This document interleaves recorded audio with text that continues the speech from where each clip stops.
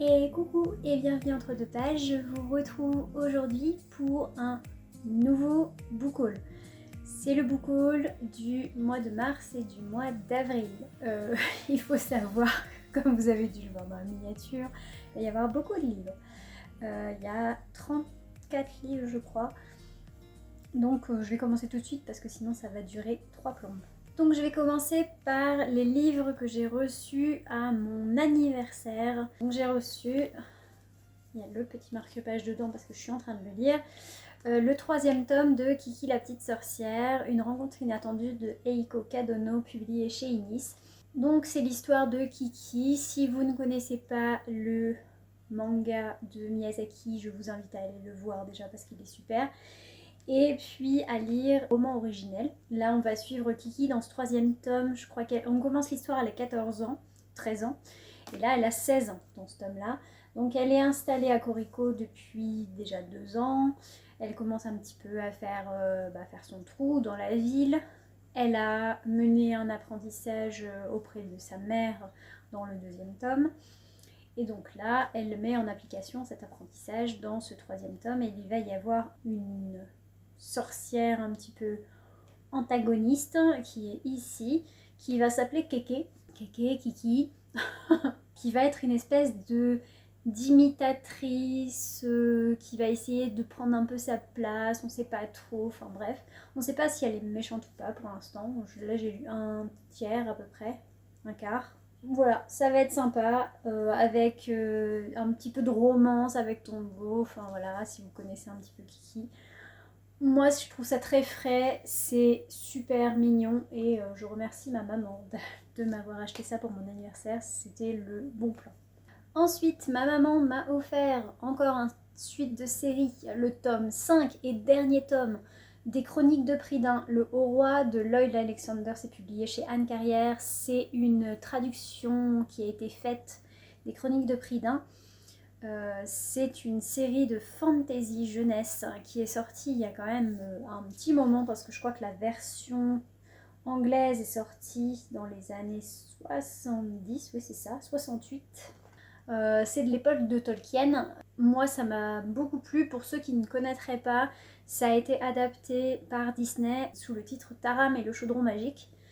Et du coup, je ne sais pas du tout, là je ne lis pas en fait, je parcours le résumé vite fait, mais c'est un tome 5 donc je vais éviter de me spoiler. J'ai lu à ce jour le 1er tome, je ne sais plus comment ça s'appelle, je vous mettrai la couverture là, de l'autre côté. Voilà, donc c'est en 5 tomes, c'est terminé, j'adore cette couverture, il y a un chat monture, moi je trouve ça génial, j'ai trop hâte de lire cette série d'une traite, j'ai trop envie. C'est de la fantasy d'inspiration celtique et irlandaise, avec des noms de personnages assez délicats à prononcer. Enfin, dans le 1er tome, ça m'a un peu choquée, mais j'ai tellement hâte de lire ce bouquin. Voilà, et de vous en dire des nouvelles. Et le dernier livre qui m'a été offert à mon anniversaire, c'est par ma chef au boulot, qui m'a offert Se le dire enfin, de Agnès Ledig. Je n'ai jamais lu d'Agnès Ledig, donc ça sera l'occasion. Et elle m'a dit, ça m'a fait penser à toi quand j'ai vu le résumé. Effectivement, on va suivre Édouard qui se barre en fait, qui est dans une gare et qui va laisser femme et valise à la gare pour s'enfuir à Brocéliande en suivant une vieille romancière anglaise à Brocéliande dans un gîte. Il va se retrouver à rencontrer tout un panel de personnages aussi loufoques les uns que les autres, dont un chat philosophe, un amoureux des mots anciens, une jeune femme mystérieuse et une mère de famille avec son fils qui cache un terrible secret. Alors je ne sais pas du tout ce que ça va donner.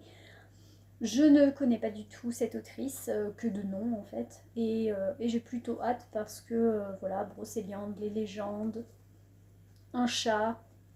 Allez, allons-y, allons-y gaiement, j'ai hâte de lire ce bouquin.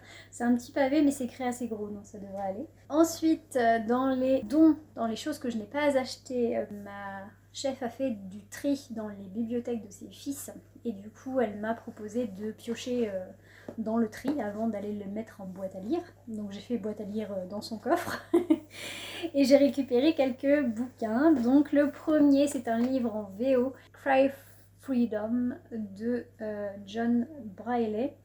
C'est chez Penguin. C'est le roman du film. Alors j'ai pas vu le film. On va avoir une histoire de ségrégation, je pense, à l'époque des droits civiques aux États-Unis. Une amitié entre un homme blanc et un homme noir. Je sais pas du tout, j'ai pas vu le film, donc voilà. C'est en VO, alors à voir si c'est abordable, si ça vaut le coup, ou alors si j'irai voir le film.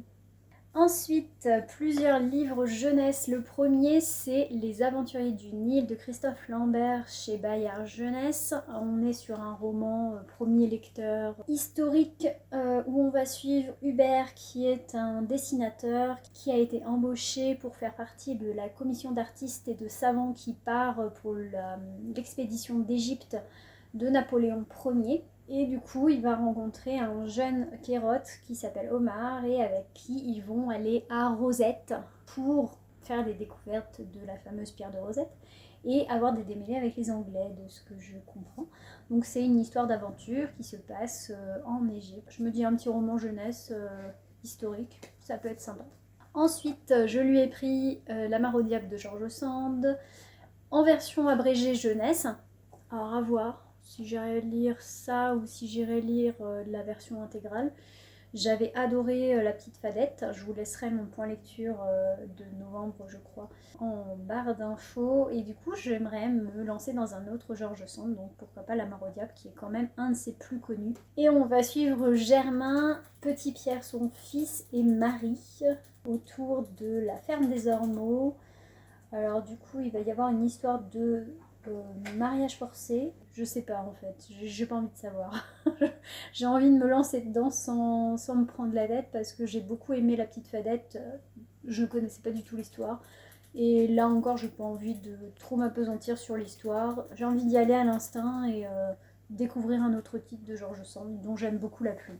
Et le dernier que je lui ai pris, c'est Bienvenue à Gravestone de Eva Ibbotson chez Albin Michel Collection Wiz. Là encore, on est sur un roman très jeunesse.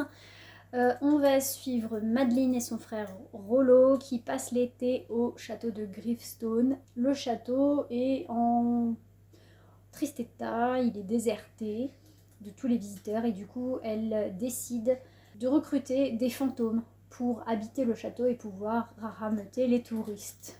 Donc ça va être assez loufoque, je pense. Un peu, les fantômes me font un peu penser à Harry Potter, hein. Franchement ça ressemble assez à ça, ou à un petit truc à la famille Adams, à Casper, tout ça, enfin ça va être bon enfant, je pense que ça va pas être flippant à ce point-là, hein. C'est quand même du jeunesse, mais j'ai hâte franchement de découvrir ce bouquin. J'aime beaucoup Eva Ibbotson, comme vous l'aurez vu dans mon dernier book haul. J'avais déjà acheté un Eva Ibbotson que je n'ai toujours pas lu. Mais voilà, donc un nouveau Eva Ibbotson dans ma pile à lire. Et on est parti pour mes achats en neuf. Donc j'ai acheté 2 livres en neuf et j'en ai eu un gratuit. Pour 2 livres à acheter, vous en avez un offert. Voilà. Donc j'ai acheté Chronique du pays des mers de Elisabeth von Harburg chez Folio SF avec une superbe couverture de... C'est Aurélien Polis. Moi j'adore, je trouve ça trop beau. Elle est magnifique cette couverture. Et donc là, on va suivre la jeune Liz Bay qui s'est vue promettre le rôle de mère d'une terre dévastée où les femmes ont repris le pouvoir et ont réussi à créer un pays qui s'appelle le pays des mers grâce à l'insémination artificielle. Et en fait, elle s'est vue promettre ce rôle de mère et en fait, elle va découvrir qu'elle est stérile, donc elle va devenir exploratrice. Et elle va pouvoir découvrir du coup les secrets du pays des mers, de comment il a été créé.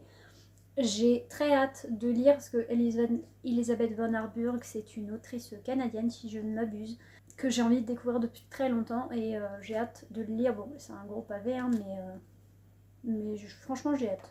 Je sais pas du tout ce que j'en attends, mais j'ai hâte de lire. C'est de la SF. Hein. Encore de la SF sur les conseils de Mélo de la chaîne Mélo de lecture, je me suis procuré le poche de Ecotopia de Ernest Callenbach. Voilà, Callenbach. Encore chez Folio SF, encore avec une couverture de folie signé Sam Van Olfen. Et là, on est dans les 3 États des États-Unis, vous voyez ici en vert, qui ont fait sécession avec le reste des États-Unis et construit une espèce de barrière. Et en fait, ils ont créé une société écologique radicale qui s'appelle Ecotopia. Et en fait, 20 ans après la création de cette société en vase clos, va toquer à la porte un journaliste américain qui va venir enquêter sur cette fameuse société. Sous couvert de faire un article, il va découvrir comment ça se passe dans cette société-là. C'est un roman qui est sorti dans les années 70 et je trouve que les utopies et dystopies de ces années-là sont vraiment très très intéressantes en termes de prédiction presque. Je trouve ça très intéressant, donc j'ai hâte de le découvrir, d'autant que Mélo ne tarit pas d'éloges sur ce livre. Et le livre qui était offert, que j'ai choisi, avec ces deux-là, donc c'est Time Lapse de Nadia Richard. Je vous avoue que je l'ai pris pour le résumer, parce que la couverture, soyons clairs, j'aime pas du tout les photomontages. C'est vraiment pas mon truc. On va suivre Samantha, pour qui le temps s'est arrêté et pendant 48 heures, tout le monde est figé et piégé dans une pause. Et en fait, elle va comprendre que c'est elle qui est à l'origine de ce phénomène et que ça pourrait intéresser certaines personnes mal intentionnées. À voir. L'amour au-delà du temps, alors j'espère qu'il n'y aura pas de la romance dedans parce qu'on verra bien, c'est du young adulte. À voir. Et on passe ensuite au livre d'occasion que j'ai acheté donc en 3 commandes. J'en ai fait une en mars et 2 en avril. Quasiment coup sur coup à 2 jours ou 3 jours d'intervalle. Donc des trucs que j'ai achetés d'occasion chez Momox. Je suis encore une fois très agréablement surprise par la qualité des bouquins. Parce que franchement, ils sont comme neufs. Après, je suis pas hyper regardante non plus sur les livres, soyons clairs, je vais pas, s'il y a une petite corne sur un coin ou s'il y a des petites grisures sur les pages, ça va pas me perturber plus que ça, ils sont pas sales, donc pour moi ça suffit pour me dire qu'ils sont en très très bon état quoi. Donc on va commencer par 3 livres qui traitent de sujets un petit peu engagés et des livres que j'avais envie de lire sur ces thématiques-là. Donc le premier, il s'agit de Les femmes et le pouvoir de Mary Bird chez Pocket. Donc c'est un manifeste, alors c'est un essai, documentaire, article, je ne sais pas trop comment le décrire, c'est un essai, je pense, sur les femmes et le pouvoir à travers l'histoire. Elle va démontrer ainsi à travers des exemples de l'histoire, en remontant avec des figures féminines historiques ou mythologiques, montrer comment l'égalité des sexes n'a jamais existé à travers l'histoire et pourquoi à chaque fois qu'une femme est associée au pouvoir et le revendique, c'est vu comme quelque chose de néfaste pour la société. Je trouve ça très intéressant ce point de vue et j'ai hâte de me plonger là-dedans. En plus, il y a plein de photos, de documents, un petit peu, des tableaux, il y a plein de choses au niveau documentation. Ça va être très intéressant, je pense, comme documentaire. Le suivant, il s'agit de Magic Time de Doug Marlett aux éditions 10-18. C'est un petit pavé. Là, on va suivre Carter qui regagne le Mississippi dans les années 90 et il va assister à la réouverture d'un procès, le procès d'un meurtre d'un militant des droits civiques par le Ku Klux Klan dans les années 60. Et parmi les victimes de ce procès, qui font l'objet de ce procès, il y a son premier amour, le juge et son père. Et du coup, ça va réveiller des trucs dans le passé de Carter. C'est inspiré d'un fait réel. C'est sur fond de thriller, de ségrégationnisme, hein, bien sûr.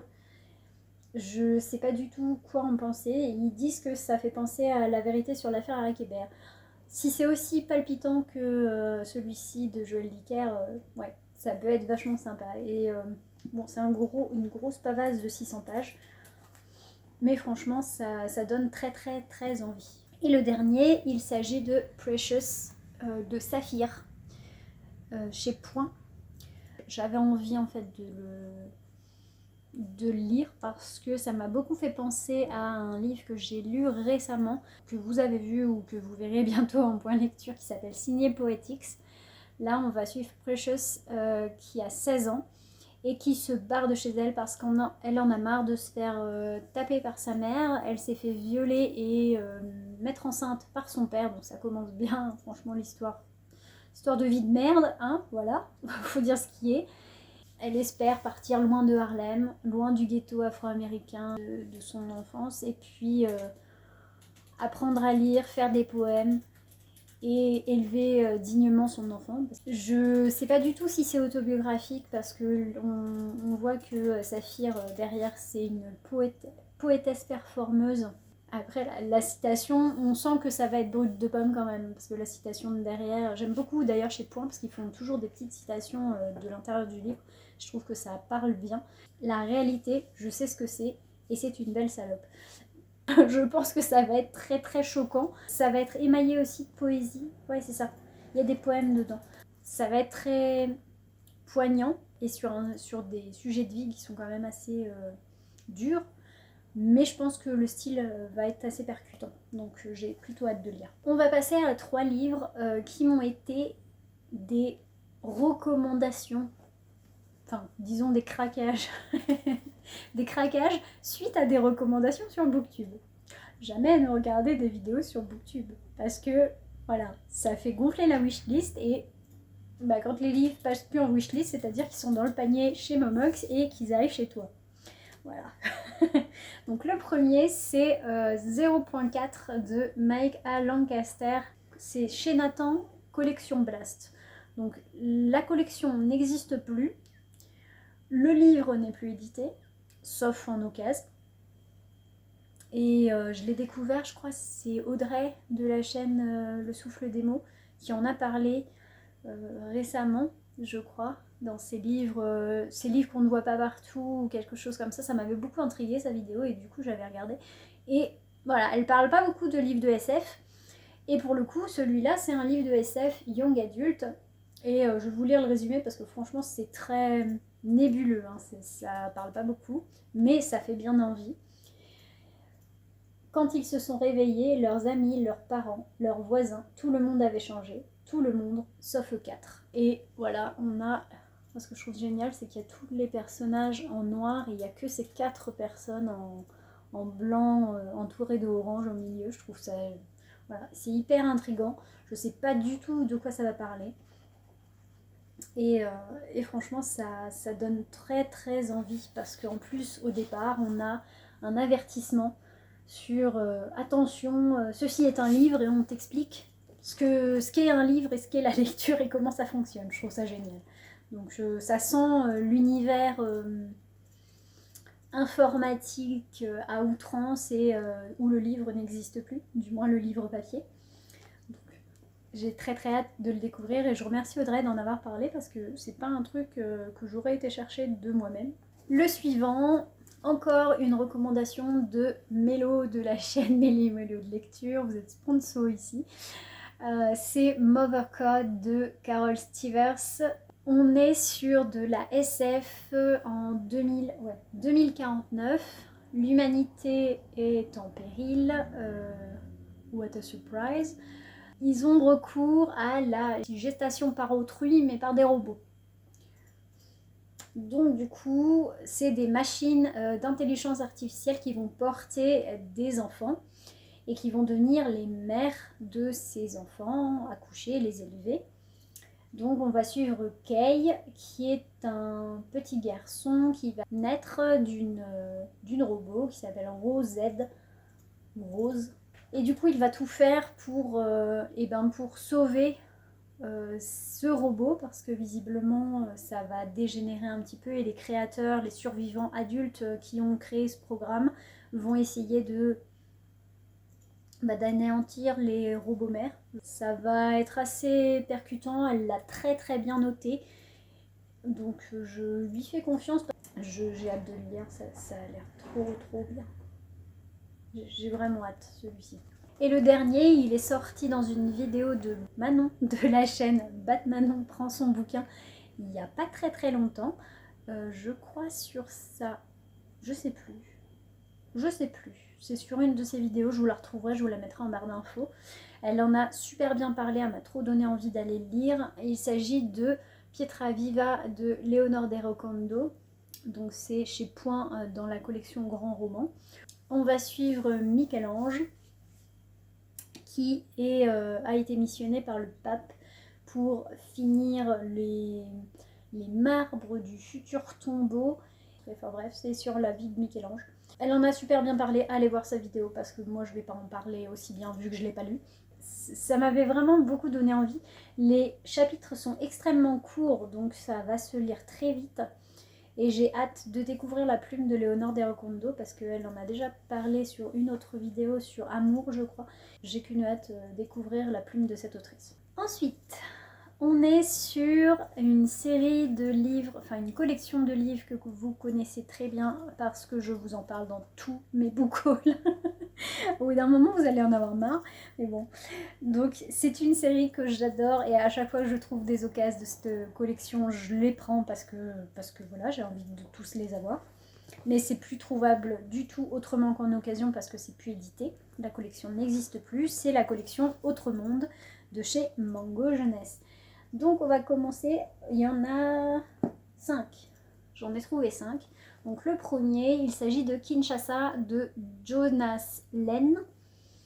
Donc là on va suivre un labrador génétiquement modifié qui va perdre son maître qui est dans la police criminelle de New York. Ils vont enquêter sur un trafic d'organes et le labrador va se retrouver sur une île isolée au nord de Manhattan. Et sur cette île, il y a une espèce de microcosme de gamin qui vit en autarcie. Que va apporter le labrador génétiquement modifié là-bas? J'ai trop hâte de voir cette histoire, ça m'intrigue. La couverture est très très moche par contre. Voilà. Mais après, ça reste du Autre Monde, donc je prends quand même. Ensuite, on est sur Graines de Futur. C'est une anthologie de nouvelles dirigée par Denis Guillot, qui est un des fondateurs de la collection. Anthologie de nouvelles sur des futurs probables. Encore une fois, comme pour le Aller simple vers le futur de Christian Grenier que je vous avais présenté, on est sur quelque chose qui est sorti dans les années 2000. Donc il y a presque 20 ans. Il y a 20 ans. Il y a plus de 20 ans. Donc j'ai trop hâte de lire. Derrière, quand on lit, on se dit oui, mais ça, on n'est pas si loin. Il y a des choses, c'est presque arrivé dans notre société. Donc de voir ce qui était dans la tête des auteurs à l'époque, il y a 20 ans, en termes de futur, je suis vraiment, vraiment très curieuse de voir ce qui est sorti de ces réflexions sur les graines de futur. J'ai hâte. Ça s'est écroulé. Voilà. Le suivant, il s'agit de La fin du monde de Fabrice Collin. Là, comme souvent, on est dans un post-apo où il y a une bombe atomique qui explose au-dessus de San Francisco et on va suivre 4 personnages aux 4 coins du monde, alors en Chine, en Égypte, en France et aux États-Unis.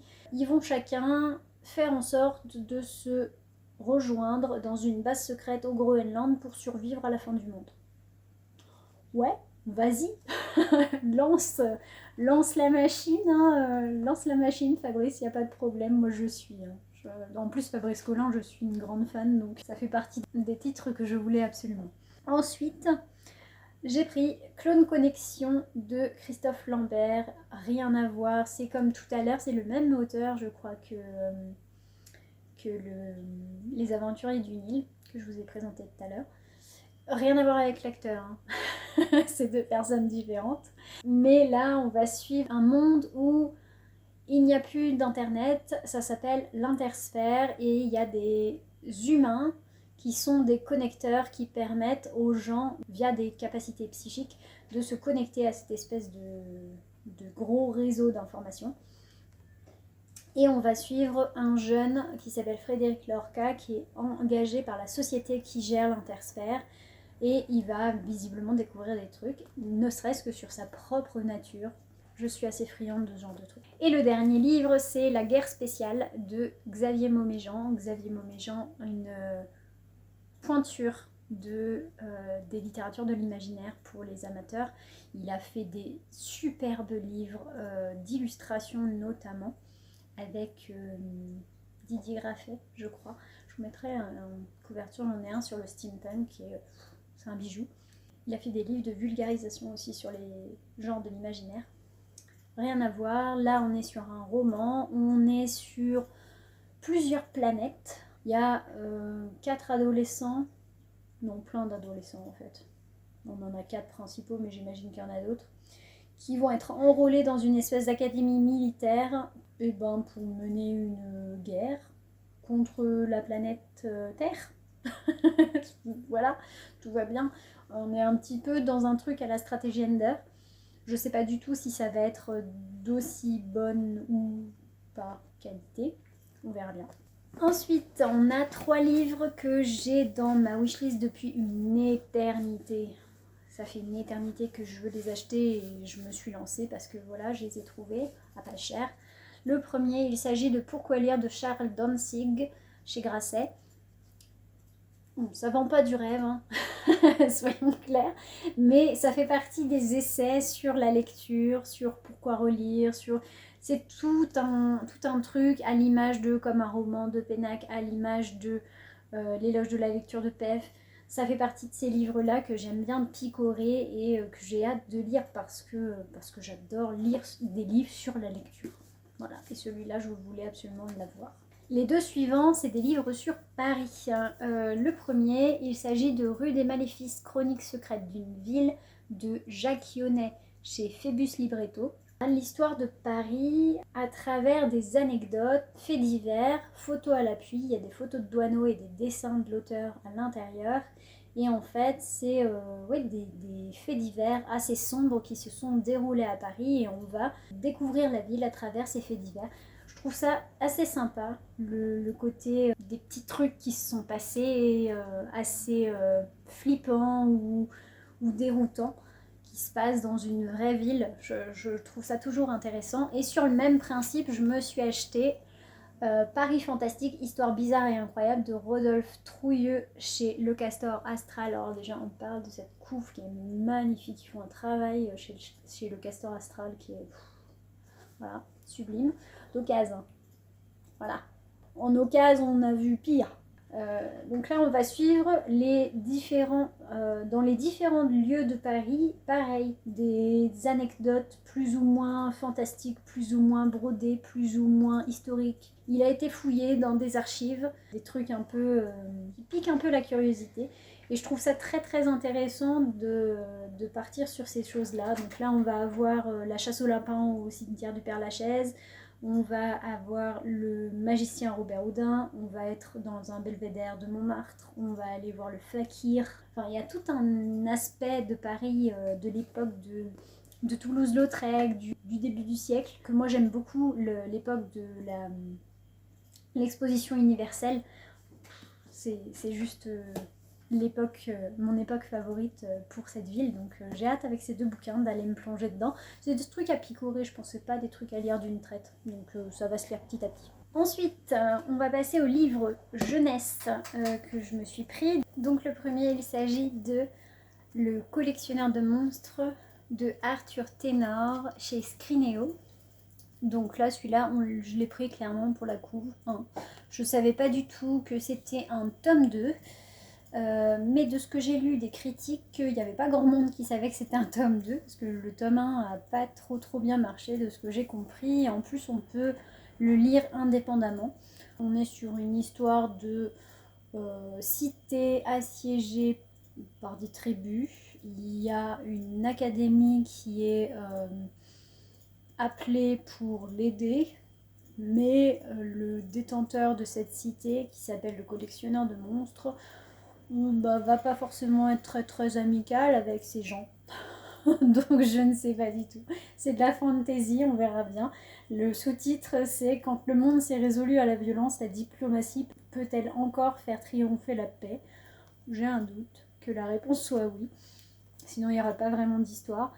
Après c'est écrit extrêmement gros et le résumé en dit vraiment beaucoup. Donc j'espère que le résumé n'est pas ultra spoilant parce que sinon ça va m'agacer très très fort.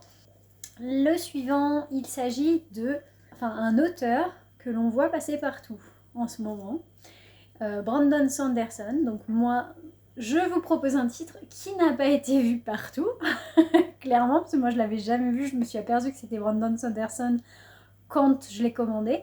Il s'agit de Alcatraz contre les infâmes bibliothécaires. Déjà, on parle de ce titre. Que fait un dinosaure en cage dans une bibliothèque, dans une crypte, avec un gars en sweat à capuche rouge et des lunettes de soleil? Ce truc improbable. Voilà. Donc ça me fait penser un peu dans l'esprit à la série The Librarians. Effectivement, c'est un petit garçon qui fait un peu penser à... moi, ça m'a beaucoup fait penser à Jasper dans A comme association. J'ai hâte de le lire, ça a l'air barré, ça parle de sacrifices de dinosaures, de magie noire et d'infâmes bibliothécaires. Donc, que demander de plus? Je ne sais pas. Il y a les droits pour un film d'animation par DreamWorks. Je ne sais pas du tout si ça a été fait, mais si c'est le cas, je veux le voir. Et voilà, dans tous les cas, j'ai hâte de découvrir Brandon Sanderson par un roman pour jeunes lecteurs. Parce que, voilà, on est clairement sur du roman jeune lecteur, c'est écrit très gros. Mais déjà, je vais tester le tome 1 et voir si c'est aussi barré que ce que ça en a l'air.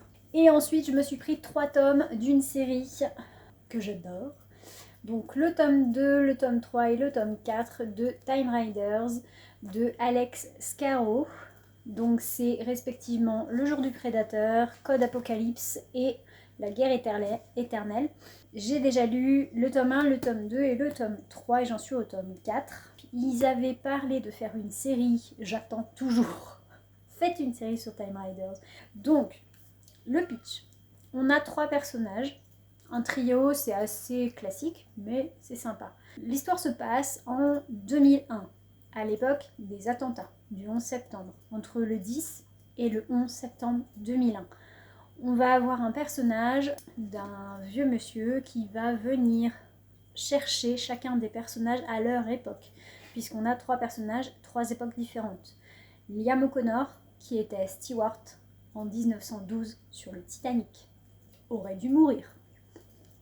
Maddie Carter, qui était dans un avion entre New York et Paris, qui s'est crashé, aurait dû mourir.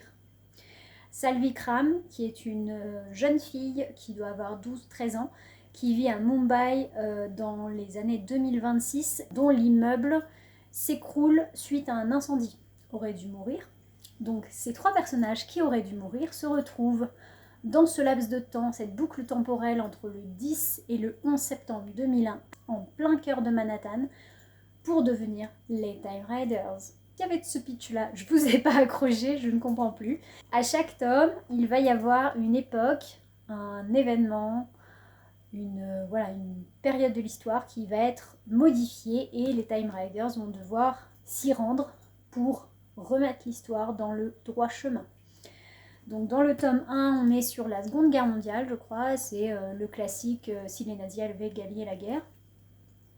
Le tome 2, c'est à la période des dinosaures. La branche de l'évolution aurait bifurqué à un moment. Le tome 3, on est sur Richard Cœur de Lion, voilà, donc l'Angleterre du Moyen-Âge. Le tome 4, c'est sur la guerre de sécession aux États-Unis. Donc sur ces 4 tomes, et on va avoir, je crois, les prophéties mayas, on va avoir des trucs avec les pirates, plein de choses de l'histoire, des dates précises de l'histoire de l'humanité ou des choses un peu plus mythologiques qui vont évoluer et en fait les personnages vont grandir au fil des tomes et je trouve ça mais génial. Et ça se lit extrêmement bien parce qu'il y a beaucoup de chapitres où on va alterner passé-présent, on va alterner les points de vue des 3 personnages, du vieux monsieur qui va les accompagner, qui va être leur espèce de mentor.